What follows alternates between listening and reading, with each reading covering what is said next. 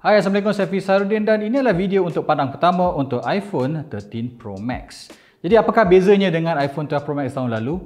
Adakah ianya berbalik ataupun tidak? Dan apakah perubahan dilakukan oleh Apple untuk model tahun ini bagi mereka yang mungkin considering nak beli ataupun tidak? Jadi untuk memudahkan proses membezakan antara model lalu dengan model tahun ini, kat tangan saya ada juga iPhone 12 Pro Max tahun lalu. Dan first thing first, anda pasti nampak benda yang paling ketara berlaku antara rekaan tahun ini dan juga tahun lepas ialah bonggol kamera yang lebih besar pada 13 Pro Max. Nah, pada waktu sama saya sekarang pegang kat tangan dah dapat rasakan bahawa pada model 13 Pro Max ini peranti rasa lebih berat sedikit, memang agak substantial. In fact, boleh rasakan bahawa peranti ini macam kurang balance, nak topple ke hadapan sikit, mungkin berkadaran dengan bonggol kamera yang lebih besar. Jadi satu isu yang saya sedar tadi, first time saya keluarkan pada kotak, saya letak atas meja, ialah model tahun ni nampaknya, boleh dengar bunyi tu?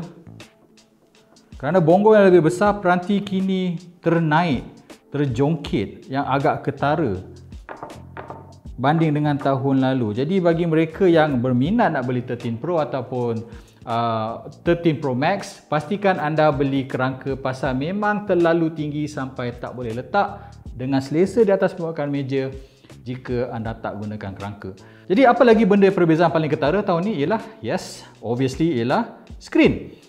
Anda boleh lihat bahawa takuk pada 13 Pro Max di tangan kiri saya ini adalah lebih kecil tetapi sedikit lebih tinggi. Tapi pada 12 Pro Max lebih besar tapi not as tall. Anda mungkin tak boleh nampak dekat skrin sekarang, sebenarnya ialah refresh rate. Pasal mungkin anda tahu pada 13 Pro Max tahun ini akhirnya Apple mengatakan, hey, tahun ini kita akan bagi 120Hz bukan lagi 60Hz. Feature yang dah ada pada Android sejak sekurang-kurangnya 2 tahun yang lalu.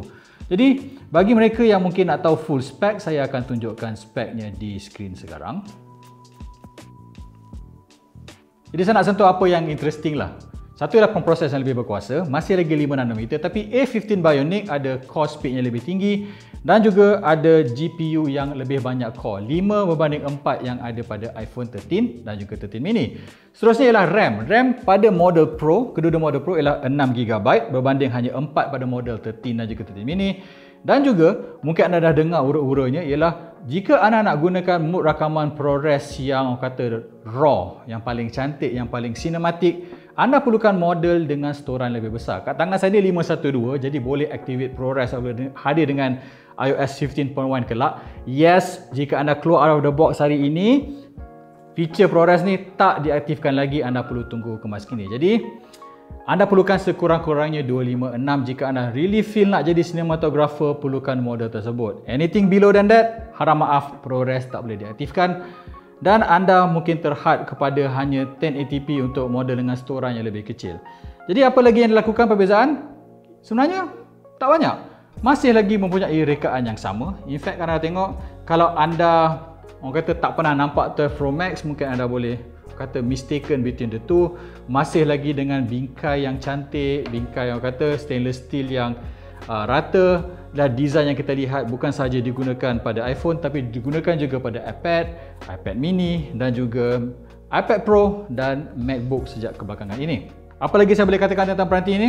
Ialah kamera tadi, kamera pada 13 Pro Max banding dengan tahun lalu, akhirnya ada jumlah iOS yang lebih banyak. Orang kata wide angle ada iOS dan juga anda boleh ambil mode malam dengan wide angle for the first time. Ciri yang last year saya kutuk Apple, cakap Apple macam mana wide angle tak ada night mode.